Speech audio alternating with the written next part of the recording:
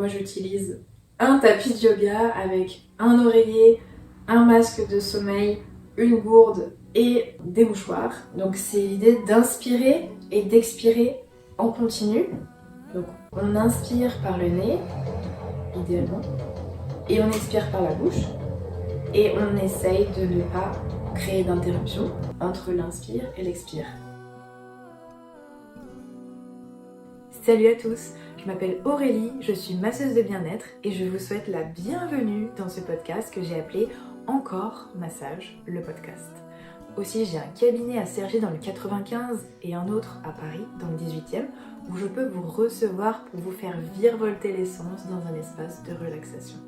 La thématique centrale de ce podcast, ça va être le bien-être dans son corps, dans sa tête, avec son environnement et avec son entourage. Avec tout ça, j'espère pouvoir contribuer positivement à votre bien-être et apporter quelque chose en plus dans votre journée. Vous pourrez retrouver l'intégralité de ces épisodes sur des plateformes d'écoute comme Spotify, Apple Podcasts, YouTube. Et si vous en ressentez l'élan, vous pouvez vous abonner, partager les vidéos, écrire un commentaire et donner une note au podcast. Salut à tous, je vous souhaite la bienvenue dans cet épisode numéro 3, qui est donc la deuxième partie autour de la thématique du bien-être mental. Aujourd'hui, je vais vous parler des techniques qui ont fonctionné pour moi, et en même temps, j'ai bien conscience que chaque personne est différente, a un passif différent, a des blessures différentes, et donc peut-être que ces solutions-là ne vont pas vous correspondre ou ne vont pas résonner avec vos besoins.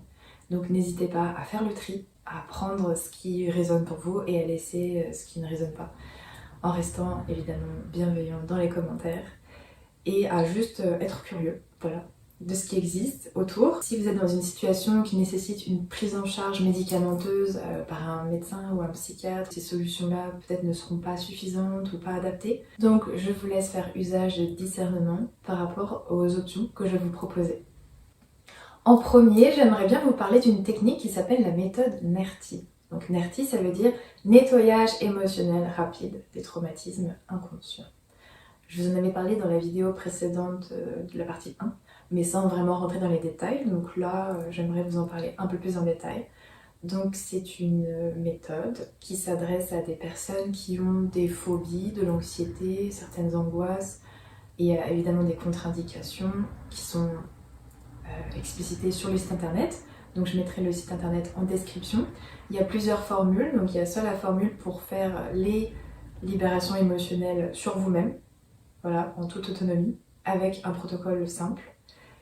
Et il y a aussi d'autres formules où vous pouvez apprendre à le faire aussi sur vos proches pour les libérer de certaines phobies, certaines peurs qui peuvent les enfermer dans des réalités limitantes et dans des comportements qui va les auto-saboter probablement. Et il y a une troisième formule pour les personnes qui souhaitent se professionnaliser et recevoir des consultants dans leur cabinet pour les aider, les accompagner dans ce genre de transformation et de libération.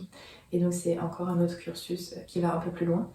Donc moi j'ai fait la formule auto-NERTI parce que je me suis rendu compte que j'avais pas mal de peurs, un peu parasites, phobies, enfin des trucs qui me gâchent un petit peu le quotidien sans que ce soit hyper paralysant.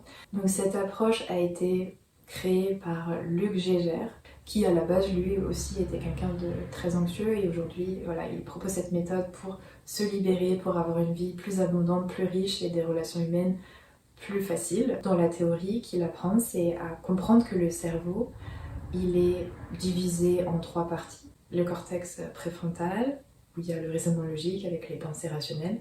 En deuxième, il y a le cerveau limbique avec tout l'aspect émotionnel. Et en troisième, il parle du cerveau reptilien, qui est la partie la plus archaïque de notre système de défense ou de survie, qui a très peu de connexion avec le cortex frontal, donc il ne raisonne pas en termes logiques, mais en termes instinctifs. Si je prends un exemple concret, si dans une foule il y a un mouvement de panique, on va avoir tendance à écraser les gens autour de nous et quitte à les tuer en les piétinant, parce que nous on essaye de survivre et de se sauver pour s'éloigner du danger. Il n'y a pas le raisonnement pour dire ah peut-être que je peux faire attention où je marche, non, on écrase tout sur son passage.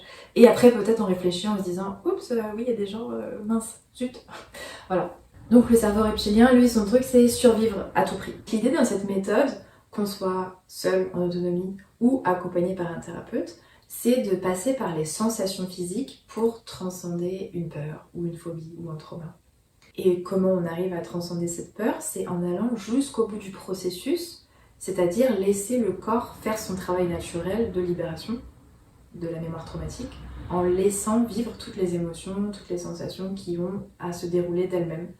Parce que souvent, quand on a une peur ou un trauma, une réaction instinctive, c'est de se contracter et de se couper de l'expérience parce que ça fait peur, parce que ça fait mal, parce qu'on a l'impression qu'on va mourir, qu'on n'est pas assez fort pour gérer cette intensité, donc on va avoir tendance à couper les émotions, les ressentis et refouler. Si on a un partenaire de vie un peu toxique, d'oser exprimer son mécontentement, son désaccord, ou oser pleurer, ou oser s'affirmer. Si on a une réaction en face très agressive, on va enfermer tout ça, on va prendre sur soi. Un jour on explose, ou on n'explose jamais et on est en dépression. Enfin, c'est plein de mécanismes qui fait que on va pas jusqu'au bout du chemin, ça bloque, et après on est embêté toute sa vie à se faire redéclencher des choses désagréables émotionnellement et d'avoir peur de les vivre jusqu'au bout. Donc cette technique, elle est adaptée pour enfin aller affronter, seul ou accompagné, toutes ces situations qu'on pense risquées et avoir le courage de laisser faire le corps jusqu'au bout parce qu'il a une intelligence, parce qu'il a une sagesse, et de le laisser faire. Sans juger ce qui se passe et sans trouver ça bizarre que le corps il se mette à trembler, qu'on se mette à onduler, qu'on se mette à gémir, pleurer, qu'on se mette à peut-être en apnée d'un coup. On comprend pas pourquoi il y a ce besoin de retenir son souffle et d'avoir le cœur qui accélère, ou le corps il s'exprime et on le laisse faire. Voilà, on n'empêche pas. Et ça fait peur. Et ça, si on n'a pas l'habitude de s'autoriser à faire ça, qu'on est beaucoup dans le contrôle, et ben on peut trouver cette pratique très très challengeante et on va préférer peut-être fuir. Et moi j'ai vraiment cette impression que la libération émotionnelle, la libération des traumas, la libération des peurs, les blocages, ça passe par un acte de courage, d'affronter ce qu'on essaye souvent de refouler, d'enfermer et de censurer. Et donc bien sûr, on est invité dans ce processus à cheminer d'une certaine façon avec un protocole donné pour enfin atteindre cet état de verrou qui nous fait basculer d'un comportement apeuré et traumatisé à un comportement plus responsable, plus serein et plus affirmé pour aller vraiment vers une vie qui nous fait beaucoup plus envie, et ensuite d'aller vers des relations humaines beaucoup plus nourrissantes qui nous permettent de nous épanouir vraiment. Pour moi, cette technique, ça a été vraiment une première étape pour comprendre que j'ai le pouvoir de me libérer de plein de choses, et c'est très concret parce que ça passe par le corps. Parce que pour moi, une thérapie qui utilise beaucoup le mental comme la psychothérapie ou la psychanalyse, ça me paraît incomplet pour vraiment créer cet état de transformation, de libération, de transcender un chemin neuronal et recabler son programme cérébral. Pour moi, ça doit passer par le corps. Parce qu'il y a des mémoires dans le corps, il y a des douleurs qui sont imbriquées un peu partout.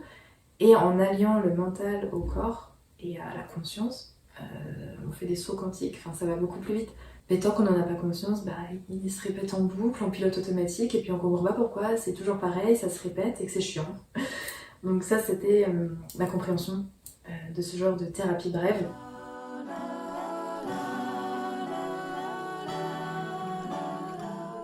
Comme autre thérapie brève, j'ai aussi testé l'EFT, ça s'appelle Emotional Freedom Techniques, donc en français, technique de libération émotionnelle. Et là, ce sont des tapotements, donc on va tapoter à certains endroits sur le visage, en prononçant des phrases, des affirmations. On va tapoter comme ça en prononçant certaines phrases qui vont agir sur les méridiens, sur le système nerveux, qui peuvent aussi aider à reprogrammer les chemins neuronaux qu'on a dans le cerveau et qui nous emmènent dans des comportements ou des schémas dysfonctionnels. Ça, c'est des techniques, de mon point de vue, qui servent à reprogrammer notre cerveau et à adopter d'autres comportements qui vont faire émerger de nouvelles expériences de vie.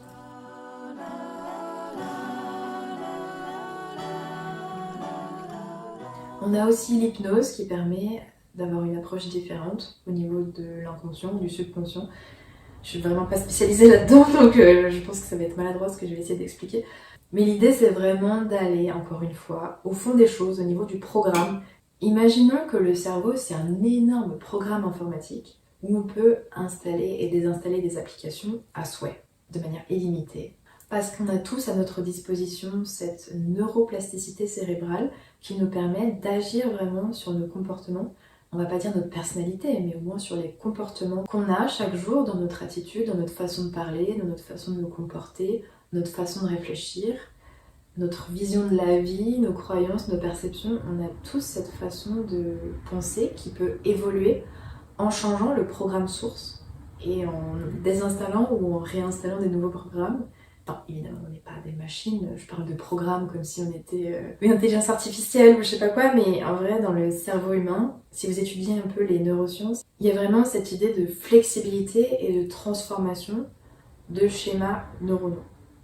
Et donc, par toutes ces techniques que je vais vous présenter, il y a vraiment ce côté psychocorporel qui va allier la tête et le corps.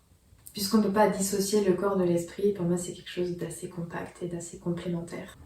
Donc dans l'hypnose, moi ce que j'en ai retenu de ces séances que j'ai faites, c'est de vraiment aller déloger certaines croyances ancrées tout au fond de soi, revivre certains événements avec une autre approche de comment ça se termine, pour qu'à la fin on devienne le héros de l'histoire et on n'est plus la personne lésée qui a perdu sa dignité, qui a perdu sa confiance, et on peut changer le cours de ce souvenir pour implanter une autre graine, une autre vision des choses.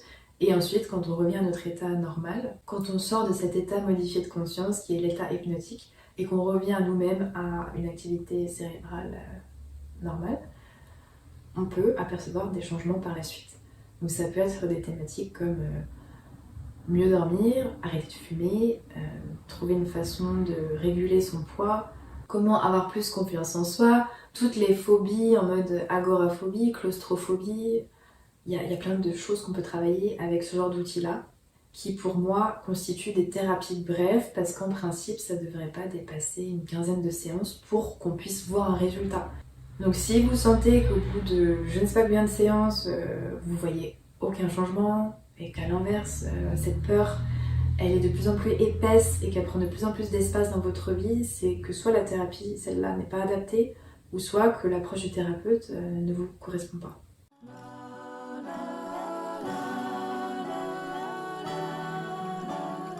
Dans d'autres alternatives de thérapie plus douces, moi j'ai noté tout ce qui va être artistique, donc l'art-thérapie avec le dessin, la peinture, la photographie, la sculpture. Il y a des gens, ça va être l'écriture, ou la lecture, ou le fait d'écouter de la musique, ou de jouer de la musicothérapie, ou ça peut vraiment être des approches guidées qui visent à se reconnecter à ses émotions, à sa joie, à l'état de contemplation, d'émerveillement, de libération par des activités artistiques. La danse-thérapie également, que j'ai essayé, m'a permis par le corps de vivre cette libération en allant chercher à interpréter des émotions ou des situations ou des événements à travers un élan plus artistique et plus spontané, plus intuitif, parce que je sentais que dans mon corps j'avais beaucoup de résistance, beaucoup de rigidité, beaucoup de réserve, même si moi-même j'affectionne beaucoup la pratique de la danse.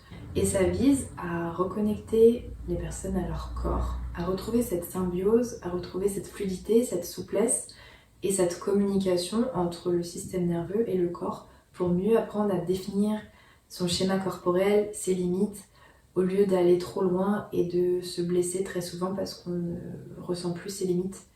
Et aussi reconnecter à sa sensualité quelque part, ou à simplement notre proprioception, notre équilibre, et à mieux habiter son corps. Donc ça n'a rien à voir avec un cours de danse qu'on peut faire dans une école de danse ou autre, où là ça va être une recherche d'esthétique, il y aura une exigence sur la chorégraphie, sur savoir garder le rythme, à respecter certains codes et un style précis. Voilà, si vous faites un cours de danse classique, ça n'a rien à voir avec un cours de salsa, c'est des codes très très différents.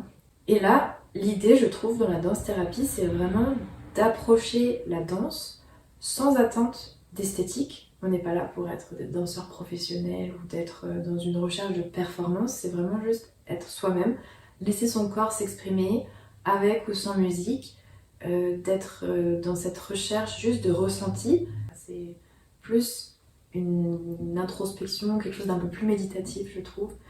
Et ça peut permettre de débusquer certains blocages et pour pouvoir en parler par la suite en thérapie.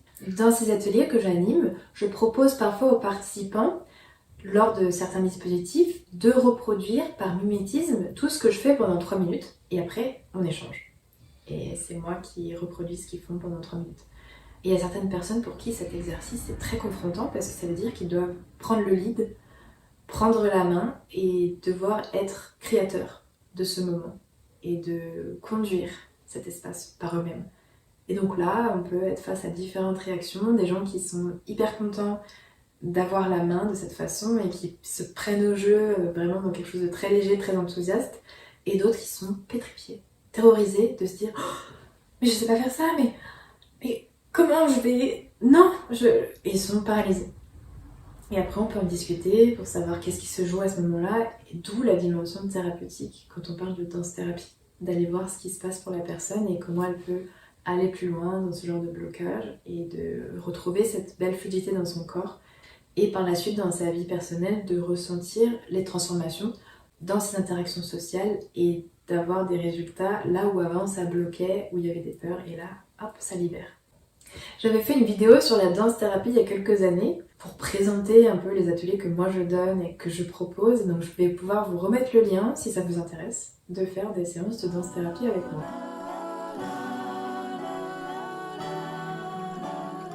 Dans la suite de mon parcours, j'ai découvert le chamanisme, vraiment de manière inattendue.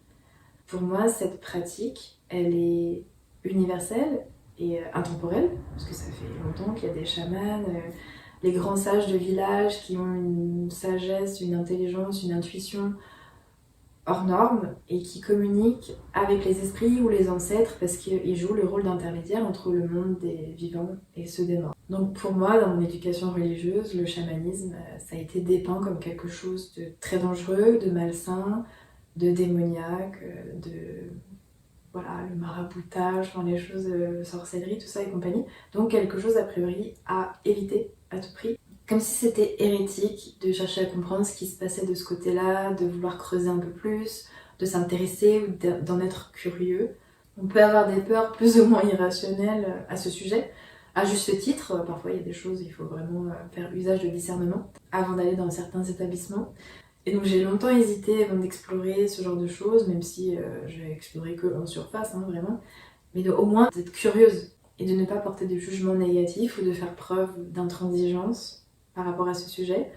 Donc j'ai pu découvrir cet univers par le biais d'un festival, le festival du chamanisme qui a lieu en France tous les ans depuis une dizaine d'années maintenant. Et avant c'était à Génac, donc un lieu-dit à côté d'Angoulême. Et aujourd'hui il me semble que ça a lieu à Metz, un peu plus haut dans la France. Ce sont des événements qui regroupent des centaines de chamans différents dans le monde entier.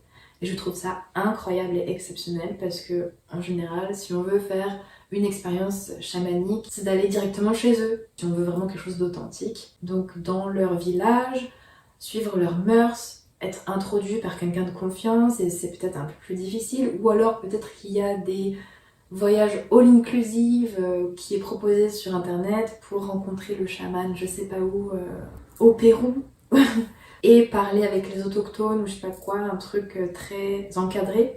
Et donc là, ils viennent tous chez nous, ils sont invités sur plusieurs jours à partager leur sagesse, à partager leur savoir, leurs connaissances, à nous faire rentrer en immersion dans leur pratique, faire des voyages chamaniques, faire des tables rondes sur des sujets environnementaux et écologiques, des sujets préoccupants de nos jours, à nous présenter des films qui parlent de leur vécu, de leur façon de voir le monde, de vivre plus harmonieusement avec la nature, plus harmonieusement les uns avec les autres, et de proposer leur culture pour nous éduquer à autre chose, pour nous informer sur plein d'autres façons d'être et de vivre. Donc voilà, il y a une multitude d'ateliers proposés, de cercles de parole, de cercles ritualisés, de danse, de chant, de musique. Donc des chamans du monde entier qui nous viennent de partout, ça peut être les chamans du Mexique, les chamans du Pérou, les chamans même de Bretagne qui apportent une vision celtique de certains rituels,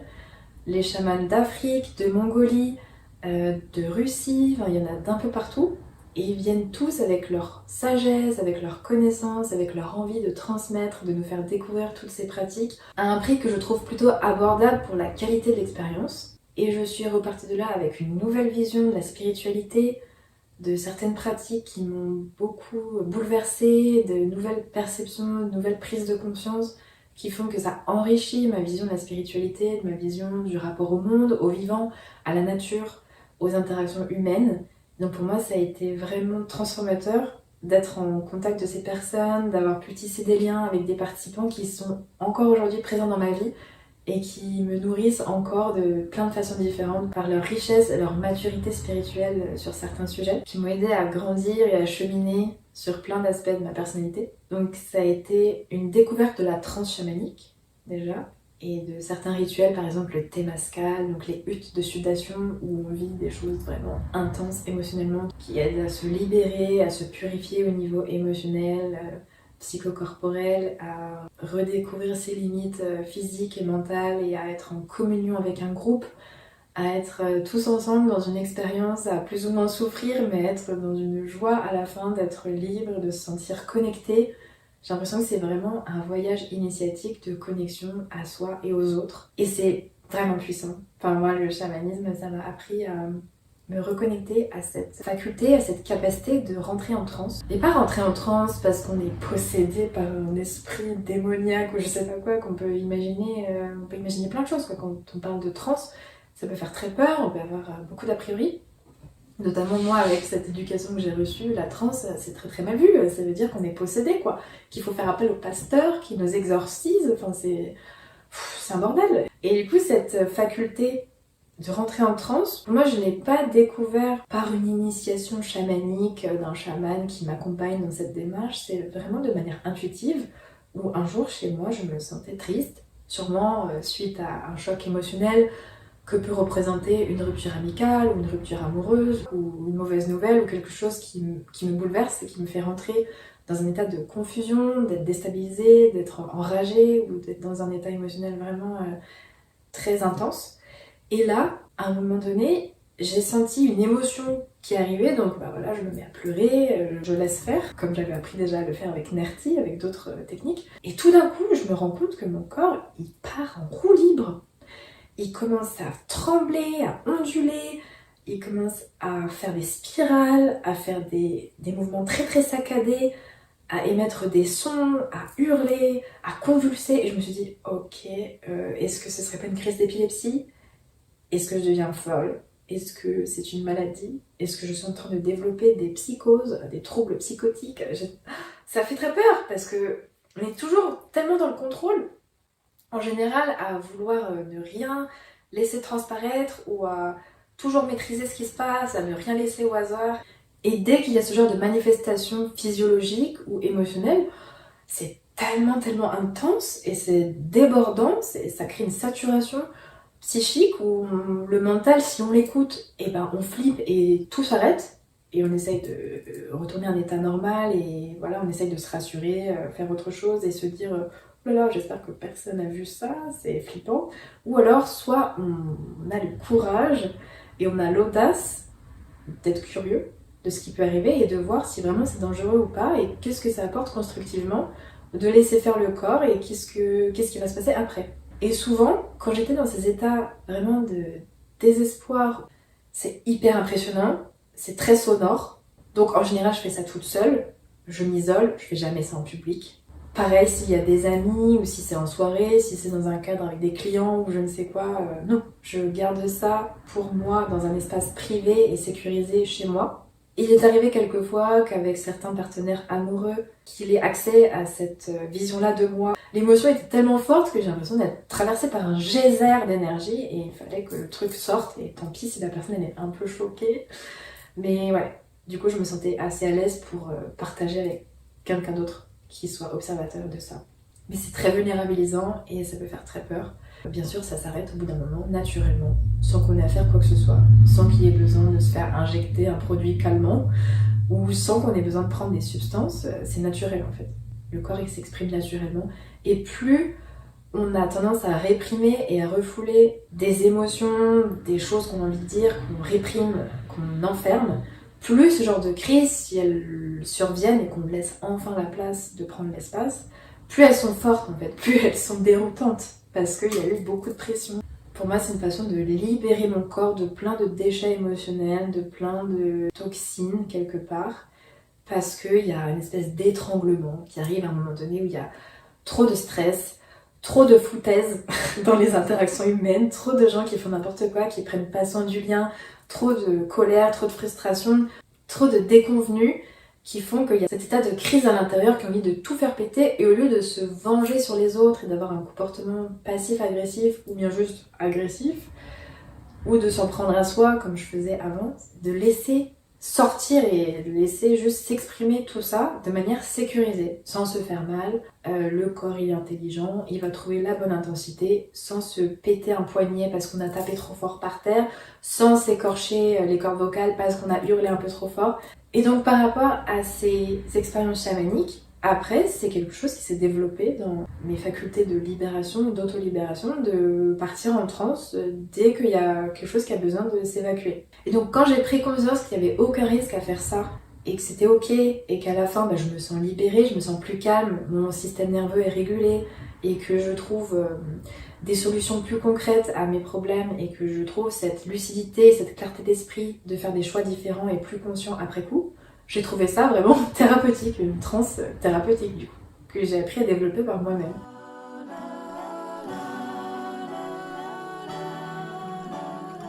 Et par la suite, en faisant quelques recherches, je suis tombée sur les travaux de Corinne Sombrin, qui est une autrice, conférencière, chamane, il me semble, et professeure, ou je sais plus, elle a plein de titres différents, il faudra un petit peu regarder sa biographie, et qui a conceptualisé une approche thérapeutique qui s'appelle la transe thérapeutique auto-induite. Donc elle forme des thérapeutes pour accompagner leurs patients à soigner certaines pathologies en transant avec eux, en étant en état de transe avec eux. Puisqu'en général, de ce que je comprends, quand on est en transe, c'est qu'on est dans un état modifié de conscience où nos fréquences cérébrales changent. Et dans ce changement de fréquence cérébrale qui baisse en fréquence Hertz, on peut avoir accès à des transformations neuronales dans le chemin neuronal dont je vous parlais, qui fait qu'on peut apporter des transformations de notre état chimique, hormonal, émotionnel, psychologique et physiologique en conséquence, dès qu'on revient à notre état normal. Dans cette approche de transe auto-induite, apparemment, c'est laïque. On n'a pas besoin de faire des rituels chamaniques, prier des divinités, vaudou, je ne sais quoi. C'est vraiment une approche qu'on peut exercer dans un cursus universitaire parce qu'il me semble qu'elle a créé un diplôme universitaire pour se former à cette technique et ensuite proposer ça à des thérapeutes qui sont dans un milieu médical ou paramédical pour qu'ils puissent accompagner des gens à guérir de certaines maladies ou à sortir de certains schémas dysfonctionnels. Tout ça ponctué d'études scientifiques pour montrer comment le cerveau change en mettant des électrodes dessus, de fréquences cérébrales, qu'est-ce qui se passe pendant une transe, d'apprendre à faire des transes collectives, qu'on peut rentrer dans cet état sur commande, qu'on peut en ressortir aussi à volonté, qu'on n'est pas bloqué dans un truc en mode bad trip où du coup on vit un cauchemar. Donc je me souviens que lors d'un colloque à Paris, elle avait proposé ses travaux documentés avec des interviews à la fin, une table ronde, enfin, c'était quelque chose d'assez complet qui m'avait fascinée. Et je me dis qu'un jour j'aimerais bien apprendre cette technique de transe auto-induite pour voir la différence avec moi, ce que je vis déjà naturellement, et qu'est-ce que ça apporte de plus dans ma vie d'utiliser cet outil-là de libération et de transformation et pour être plus serein et avoir un système nerveux plus calme. Au cours des 20 dernières années, nous avons travaillé à démontrer que la transe n'était pas seulement un potentiel réservé aux chamans, mais un potentiel en chacun de nous. Elle fait partie des états non d'ordinaire de conscience, on l'a dit, au même titre que la méditation ou l'hypnose. Donc notre état de conscience change en permanence, il est un peu comme cette aurore boréale. Il n'est pas fixe, c'est vraiment un continuum de plein de mélodies. Et en schématisant beaucoup, ces mélodies, on pourrait les classer en deux types d'intelligence. Les intelligences qui sont associées à l'intelligence perceptive, intuitive, et les intelligences qui sont associées à l'intelligence analytique. À force de surdévelopper notre intelligence analytique, alors bien sûr, ça fait de nous des êtres plus savants, mais malheureusement bien peu conscients de la nécessité de vivre en collaboration avec notre environnement. La conséquence, nous nous enfermons dans un ressenti égocentré de nous-mêmes, Nous perdons peu à peu notre lien avec le vivant. Alors le vivant autour de nous, bien sûr, mais ce vivant sauvage, là, en nous.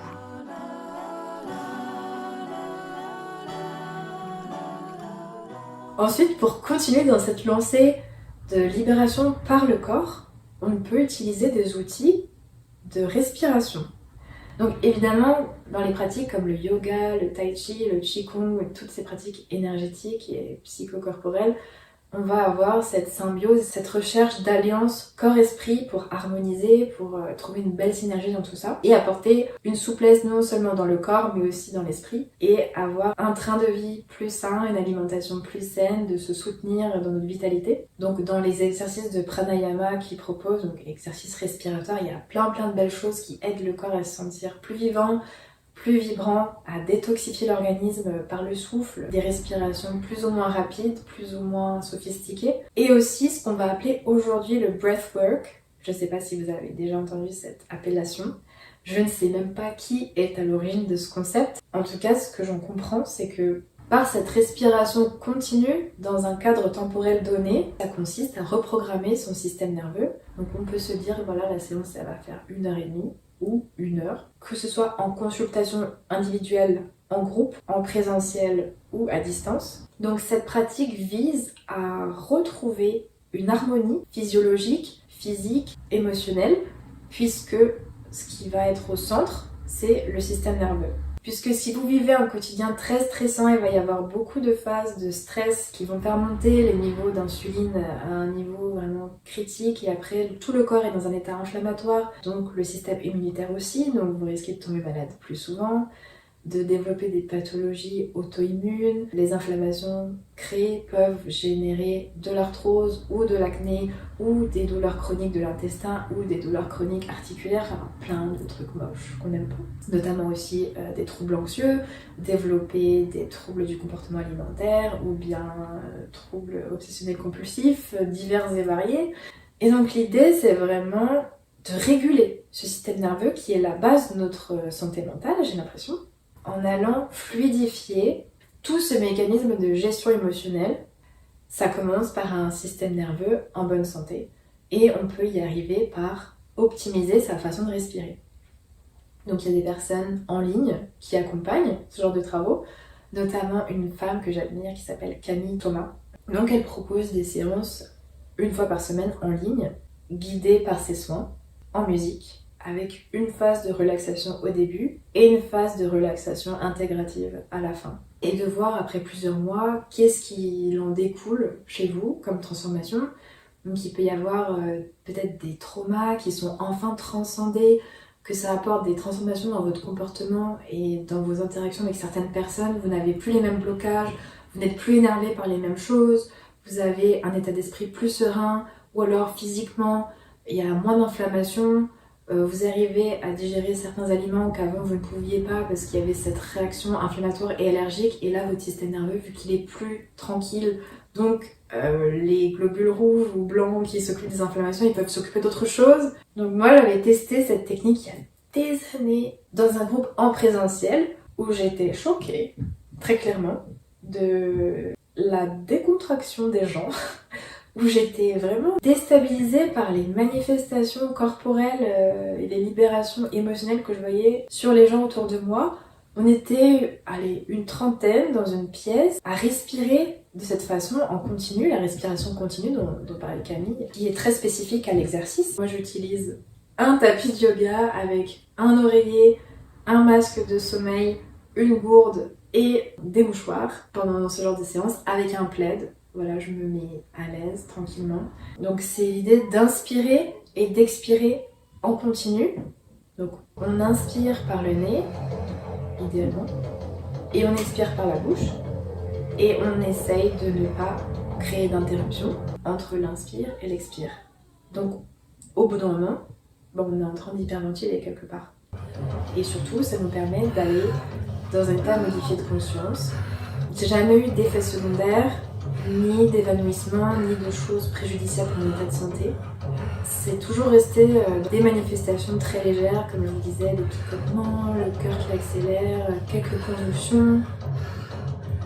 Parce que l'idée, c'est vraiment d'apprendre au corps naturellement à refaire circuler l'énergie. C'est comme un tuyau d'arrosage qui était coudé. Tout d'un coup, hop, on le remet tout droit, on lance la pression à fond, le débit à fond et... Ça m'arrive de passer par des phases de chant spontané qui me font un bien fou, très libératoire, pour exprimer la peine, pour exprimer la tristesse, pour exprimer l'incompréhension que je peux ressentir par certaines interactions humaines que je trouve absurdes.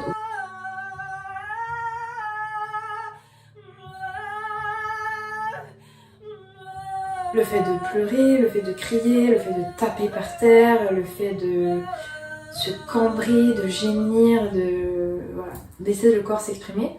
Donc ça, c'est totalement normal, c'est totalement ok dans cette pratique, il ne faut pas s'inquiéter parce que ça fait partie des manifestations de libération du corps. Évidemment, il y a des contre-indications à cette pratique. C'est interdit de le faire si vous êtes atteint par des maladies cardiaques, des troubles psychotiques, si vous faites des crises d'épilepsie, d'asthme, j'imagine, et aussi si vous êtes enceinte. Il y a différents cas de figure comme ça où vraiment il faut éviter. Donc n'hésitez pas à demander à votre médecin si c'est compatible avec votre état de santé. Ne vous lancez pas aveuglément dans un truc parce qu'on vous a dit que c'était trop bien, c'était trop fou, c'était incroyable. Soyez à l'écoute de votre intuition et voyez si c'est quelque chose de bon pour vous, pour éviter les accidents ou pour éviter les drames. Moi j'aime bien le faire toute seule parce que j'ai l'habitude maintenant de transer, ça fait des années. J'ai l'habitude de toutes ces manifestations corporelles qui ont de moins en moins de secrets pour moi. J'ai vraiment cette sécurité, cette confiance dans mon corps. Et bien sûr je compte sur votre discernement pour ne pas reproduire ça seul chez vous, si c'est votre première fois et si vous ne vous sentez pas de le faire. Mais de plutôt chercher un atelier, chercher un cours, chercher un accompagnement par quelqu'un de qualifié, par un professionnel, qui pourra vous guider dans cette expérience en toute sécurité. J'envisage de me former un jour aux techniques de breathwork pour conduire des sessions en présentiel parce que je trouve que c'est tellement plus intense de mon point de vue. La synergie de groupe crée quelque chose de très différent, très unique et ça crée des liens entre les participants et ça crée une cohésion qu'on peut pas faire en visio si chacun est chez soi et bien sûr il y a un temps de parole après. Mais ça n'a rien à voir. Je me suis créé une playlist sur mesure, donc ça fait qu'au début, c'est vraiment une musique douce qui permet de rentrer dans cet état de relaxation. On prépare le corps à ce qui va suivre. Et ensuite, des musiques qui sont vraiment très rythmées, qui accompagnent le corps dans cette hyperventilation, parce que je trouve ça hyper dur comme exercice d'hyperventiler pendant 1 heure. C'est fatigant. C'est une discipline et parfois le corps, quand il a des résistances, parce qu'il veut pas aller chercher la confrontation avec l'émotion qu'il doit traverser, il va avoir tendance à nous proposer de nous endormir sur le tapis, de quitter l'expérience. Moi je trouve que c'est une technique qui permet, si on a de la rage, de la frustration, de la colère ou de la haine ou que sais-je, quelque chose de très intense et assez désagréable à vivre et on ne sait pas quoi en faire, que ce genre de stratégie, de technique, c'est beaucoup plus sain, beaucoup plus sécurisant que de simplement s'en prendre à notre entourage, à frapper nos enfants parce qu'il nous agace, ou à s'en prendre à notre partenaire de vie, émotionnellement ou physiquement, ou à ses collègues, ou à son chef, ou à ses clients, ou à je ne sais qui, de s'en prendre émotionnellement parce qu'on ne sait pas quoi faire de toute cette intensité, toute cette rage, et de l'expulser de manière dysfonctionnelle et créer de la souffrance et toujours plus de violence autour de nous. Donc pour moi, ça fait partie des techniques qui permettent de se responsabiliser par rapport à ces émotions et d'arrêter de les projeter sur les gens qui nous entourent en les rendant coupables de ce qu'on ressent nous-mêmes, qui étaient là bien avant que eux ne le déclenchent. Et j'aime beaucoup finir ma séance hebdomadaire par un moment de reconnexion à mon corps, par des autocaresses ou des automassages où je vais redessiner le contour de mon corps pour me sentir vraiment habiter mon corps. Et de finir par un autocâlin. Et je trouve ça très beau de s'offrir ce moment très cocon à la fin. On peut se retrouver en position fétale avec cette envie de prendre soin de soi, de s'envoyer de la tendresse, de l'amour, du soin, de la douceur. Et je trouve ça beau vraiment cette dynamique d'être aujourd'hui l'adulte qui prend soin de l'enfant intérieur, qui a besoin d'amour, qui a besoin d'attention, qui a besoin de soins, de cette façon-là, qui a besoin d'écoute, qui a besoin de soutien, en étant autonome de son bien-être. Je vais clôturer cette partie 2 ici, et j'envisage de faire une partie 3 sur le sujet de la santé mentale. Je suis inspirée, vraiment, puisque j'aimerais vous parler aussi de la méditation, je désignerai un épisode exprès pour le tantra et vous parler d'autres troubles très intéressants concernant l'anxiété et les solutions que j'y ai trouvées. Donc je vous souhaite d'excellentes fêtes de fin d'année. Merci beaucoup pour votre écoute. N'hésitez pas à partager ces épisodes si vous pensez que votre entourage pourrait en bénéficier. Sur ces paroles prometteuses, je vous souhaite une merveilleuse journée et on se retrouve bientôt dans un prochain épisode.